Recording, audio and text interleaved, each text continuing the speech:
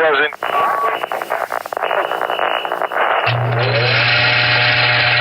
You're now listening to the Working Poet Radio Show. This is your host, Joseph Lapin, and I'm here with Jill Bialosky.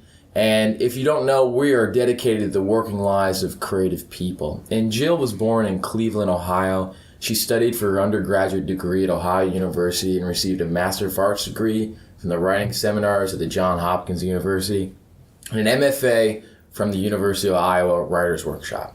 Her collections of poems are Subterranean, The End of Desire, and I believe I'm missing your newest one on your bio here, which is The Players. The Players, and the author of the novel House Under Snow in the Life Room, and co-editor with Helen Schulman of the anthology Wanting a Child. Her poems and essay appear in The New Yorker, O Magazine, Paris Review, The Nation, and many more. Her new book is The Prize. Jill, and of course she is the editor at Norton Company and lives in New York City. Jill, thank you so much for being here. Thank you, Joseph, for having me. Great. So this is about the creative journey and how you come to be in the position you are, really at the top of your craft, a poet, a novelist, and an editor. But bring us back to your roots. Tell us about Cleveland, Ohio. What was it like growing up there? Really set the scene for us. Well, I grew up in Cleveland. I think that I became a poet actually because, for many reasons, but I remember my first encounter with poetry. I was in 4th or 5th grade, and my teacher, Miss Hudson, read us a Robert Frost poem. Mm-hmm. And I remembered just relating to the voice in that poem. It was The Road Not Taken. And I felt a real affinity to this poetic voice. But it really wasn't until I went to college. I studied at Ohio University, and I just by chance decided to sign up for a poetry workshop. I was an English major.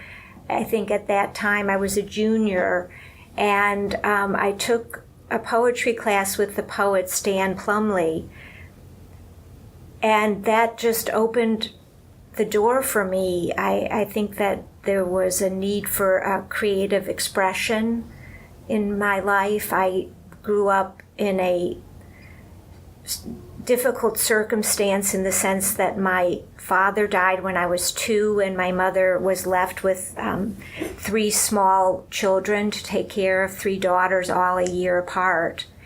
And I always felt separate because of that tragic loss in my family, I always felt separate from my peers. And I think I developed a real inner life, and finding poetry became a way in which I could begin to unlock some of the creative energy. And I feel very lucky that I walked into that poetry class, because I'm not sure I would have found that. And so that was a very important moment for me, and I was given a lot of tools in terms of craft for poetry, and it wasn't until I went to graduate school that I thought that maybe I would want to write a novel. And that was, I think, driven again by a real need to tell a story and to develop these characters.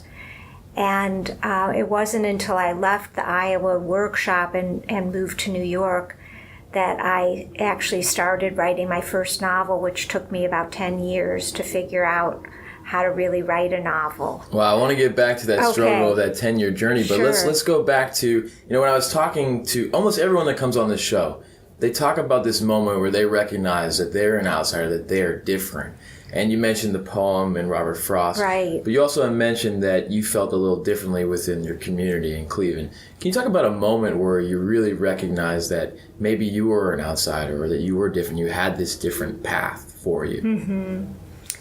I think when one is sort of living their own life, all I remember is that I very much wanted to, my childhood was difficult in the sense that my mother had really struggled with young children and trying to find a course in her life, and I just remembered feeling from a very young age that I didn't want that life.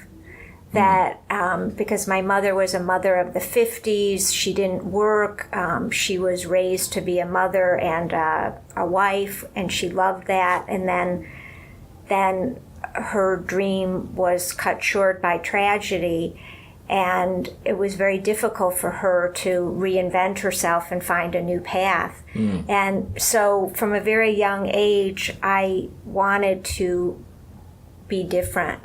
And I wanted to find something that I knew could just be all my own and wouldn't be dependent on anybody else.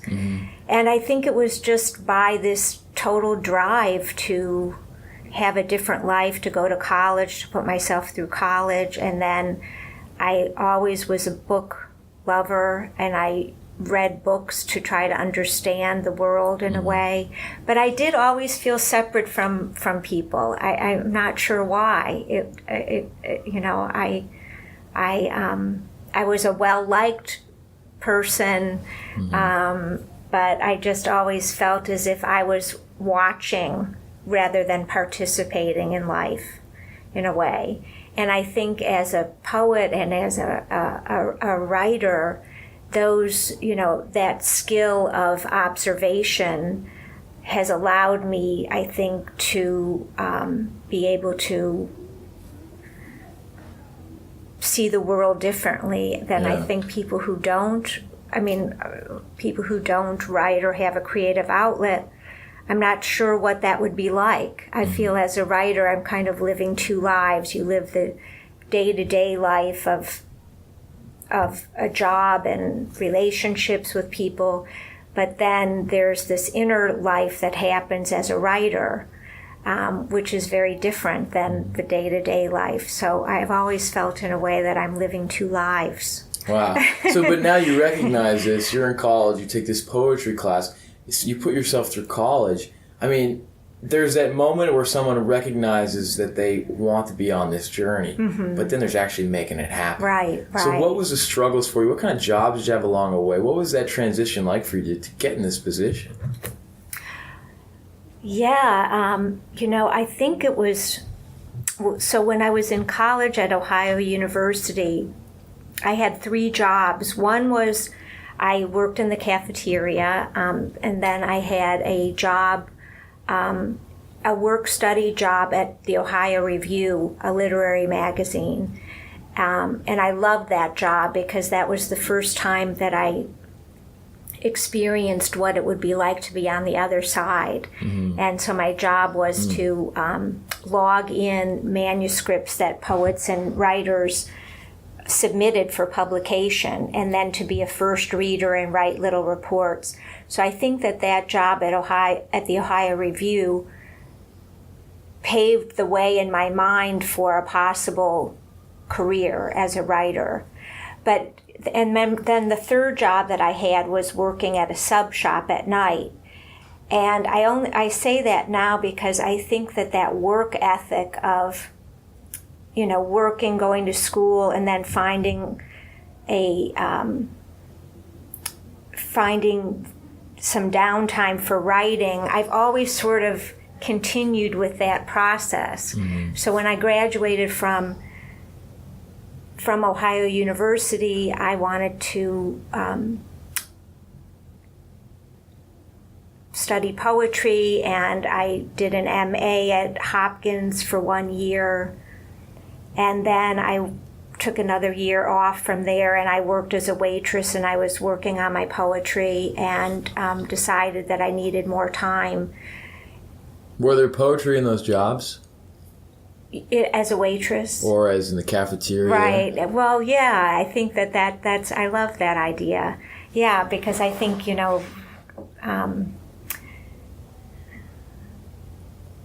I don't think I've ever written a poem about. Oh, I actually did write a poem about that time in life. Yes, I did.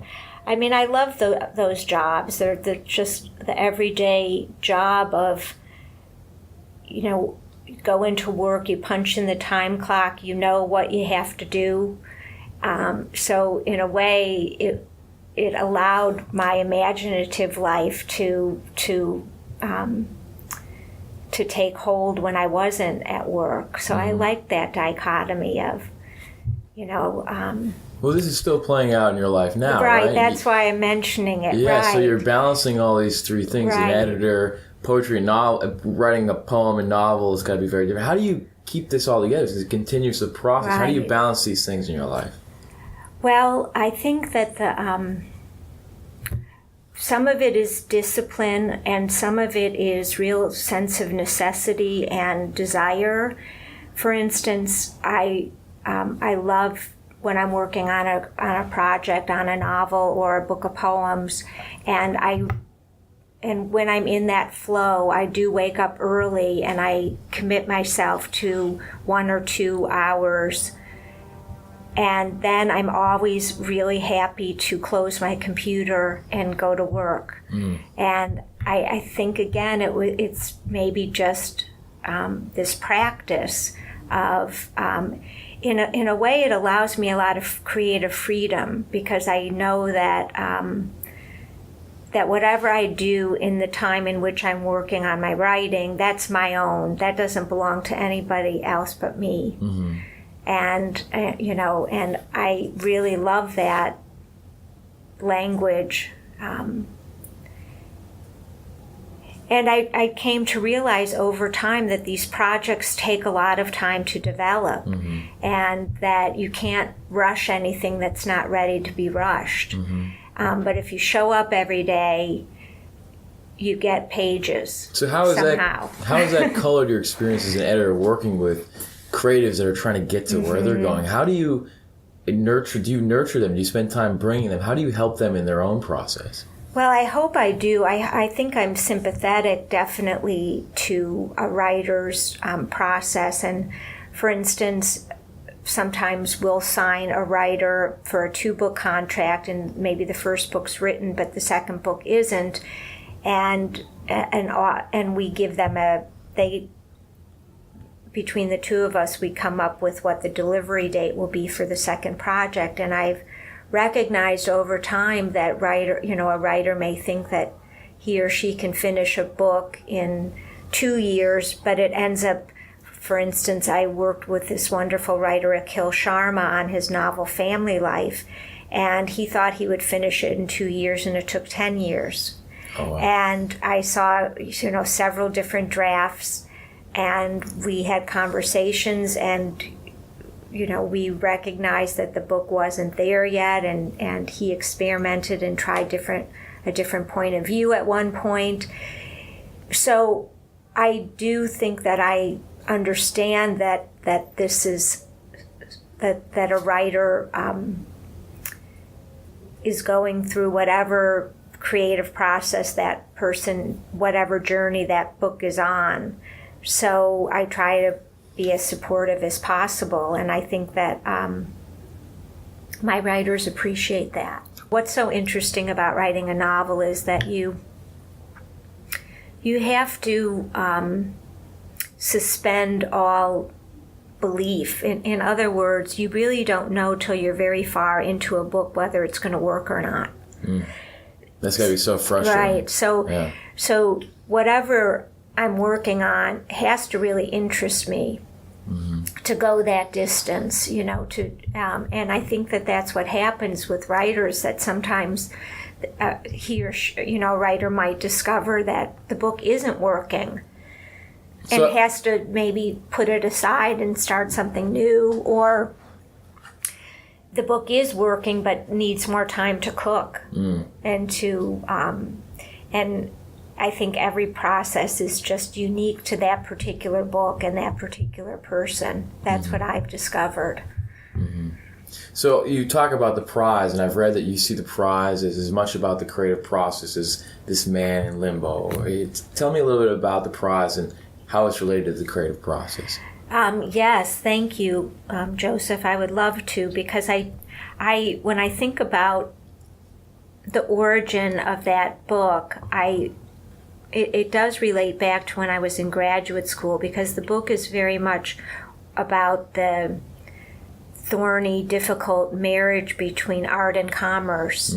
And I remember when I went to the Iowa Writers Workshop, I was very aware as a young poet of the writers that were there because they were hoping for the prize. And then there were writers there who were really needed to be writers and really wanted to develop their craft and were not yet ambitious in the same way. So I've always been very interested in this idea of ambition and how it takes hold in people. And then I moved to New York City, where the arts, writing and theater and art and music, everything is at an incredible pitch that, people that come to New York to be artists, you can almost feel the intensity and the ambition like coming out of the subway grates, there's a lot of heat there. And so and I've always been more of an idealist. And so what I did in this novel, I didn't really want to write a novel about being a writer. And I wanted to write a novel about art and life. And so I decided to write about a galleryist and artists. And my main character, Edward Darby, is a idealistic man. He's the son of a romantic scholar. And he goes into the art business because he really believes in the transformative nature of art and how art can shape society and also the individual. And he discovers this young artist who he thinks is really brilliant, and she's working on paintings inspired by 9/11. And he believes in her work, and he takes her on, and he makes her famous, and she becomes very successful. And then the plot turns, and he has to recognize, or he has to sort of come to terms with certain ideas of integrity and betrayal. And he undergoes a crisis of faith, both personally in his personal life and in his professional life. And so the prize gave me a lot of, it was a great canvas for me to explore these ideas of integrity and ambition and power and marriage, and how does one keep a private space for art. So those were some of the questions that I was playing with in the book, and I really enjoyed working on this novel. I did a lot of research about and talked to a lot of artists about their process, and a lot of it is very similar to what I encounter as a writer. What were some of those surprises, though, when you learned about the processes of other artists? What surprised you? Well, that's a great question. What did surprise me? Well, the intense focus that certain artists that I talked to and admired, and the commitment that they made to make their art, I found really impressive. I have friends who are artists that live a very hand-to-mouth existence. They're in their studio all the time. They don't know, if they're going to find a dealer, if they're not going to find a dealer. And then I encountered artists who were going to do whatever they had to do to make sure that they were successful, and that maybe meant that their art itself became maybe more fashionable in my mind than work that I really appreciated. So these were sort of ideas that were fun to play around with. And I do have the artist in the novel that gets famous, Agnes Murray. She's a very complicated character. She ends up marrying her professor, who is a very famous figure in the art world, and I was interested also in exploring a marriage between two very competitive artists, and so the plot actually hinges on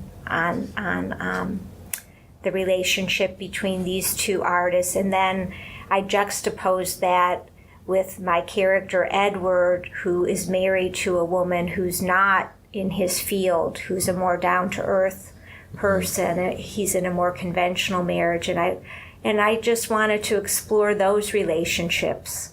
So the novel gave me a great canvas to act out some of these questions that I've always had. I mean, these are questions, and we're getting close to the end of here. Yeah. But these questions are probably questions that young artists are asking all the time. Is that how do you stay true to yourself? How do you navigate being successful? Because you need to survive too, right? Right. Yes. What's some advice you can give to people listening out there who are this young creative about balancing those ideas in their own life, in their own work? Well, I always think that it's important maybe to keep your day job. In other words, if you're lucky enough to be able to make a living on your art or your writing, that's great. But keep in mind that it might alter the product itself. So I think it's very important to be grounded in the world, in a livelihood, so that you have the opportunity to really explore in your creative work what you want to do. Because for me, I think that as an editor, for instance, I always look for work that has a certain sense of authenticity and urgency and integrity. And not work that's playing to a particular moment, if you know what I mean, or a fashion. I do. And so that's, I guess, my advice would be to only do what you can do. Great. That every artist is a unique individual, and you have to find that voice in which to express that particular uniqueness. This is really about creating your own environment to work and create art, finding a way to think about that. I know that's an emotional way too, but is there a physical sense of that as well? That you have developed your own space? Like, tell me about your own space and your own work habit. What is that like? Right. Well, I get up every morning and I really just go to my dining room table. Oh, really? I live in New York City, and so there's not, a lot of... Yeah, that's true. I don't have a room of my own for my writing yet. Maybe when my son finishes college and is launched, I'll have that room of my own. Oh. So I'm pretty mobile. I can take my computer. Right, I can take my computer wherever. So it is definitely an emotional sense. Yeah, it is. A mental sense. Yes, and the truth is, when you finish a book, you don't know when the next one's coming. You don't have the next one already? Well, I have a couple of ideas swimming around that I'm experimenting with, but whether, I have to wait for that moment to take hold where I really know that this is what I want to spend the next 3 years or 4 years or 5 years on. That's got to be frustrating, waiting to find that answer, right? Yeah, that's why I'm very grateful for my job as an editor, because again, I don't have the constitution emotionally, psychically to be stationary. I've always have to,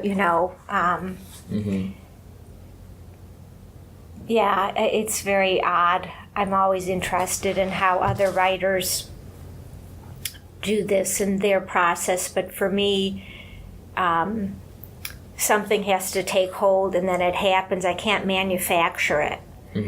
So, I just hope that a couple things that are swimming around in my mind and on the page actually do take hold, because then I feel better. Well, we're looking forward to seeing what that ends up being. Thank you so much for being here. You are no longer listening to the Working Poet Radio Show.